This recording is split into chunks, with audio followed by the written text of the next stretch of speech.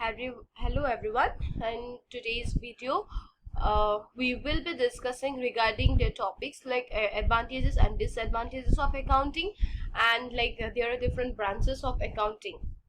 My name is Sangeeta Das. I'm from Department of Management, Assam Downtown University. So in today's lecture, like in the previous lecture, I have already discussed about what is accountancy, what is accounting, what are the objectives of accounting, who are the users of accounting informations and all this. Like in today's video, what is the advantages and what is the disadvantages of accounting. So first we will be discussing about the advantages. So these are some of the advantages of accounting. Let's go one by one. First thing, it is helpful in management of business.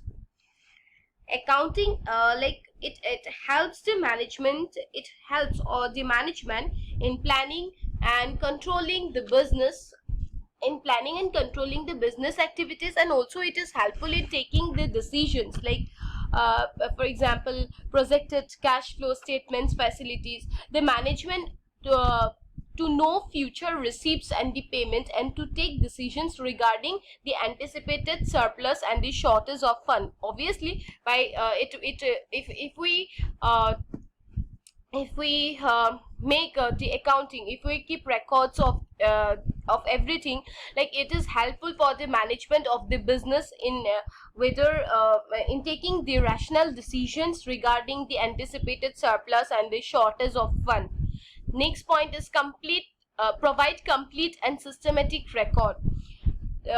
Accounting actually it is a complete and systematic recording of all the business transactions. So the limitations of the humans, that they cannot keep all the transactions in mind, because it is not possible for a businessman to remember each and every transaction. So if we keep records, it gives, or it provides a complete and systematic record which is helpful for the persons to ascertain the profits, to if they have suffered any loss, to ascertain the loss even. Next is enable comparative studies. Enable comparative studies means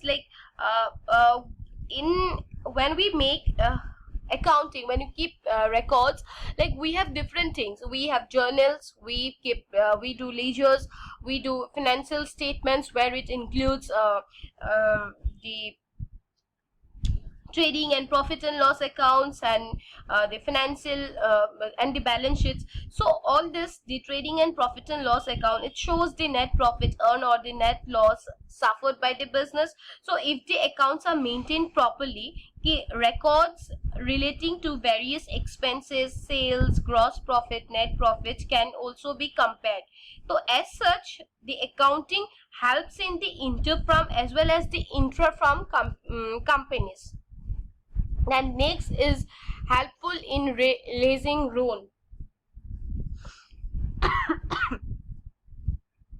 Accounting information is of great help while raising loan from banks, and these financial institutions, they lend money easily on the basis of the profitability and the soundness of the business enterprise. So this profitability and this soundness can be measured by doing the trading and profit and loss account and balance sheets, and finally the financial results of the books of accounts. It is advantage if we keep record, if we know our profitability, if we know the soundness of the business, like it is easily we can easily, it becomes easy or helpful in raising loan for that particular business.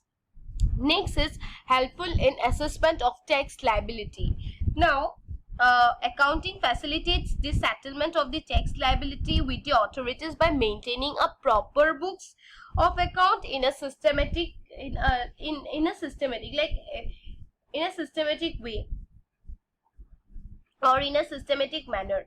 Accounting actually, accounting records are of great help when the firm is assessed by the tax authorities, both like the income tax or any tax.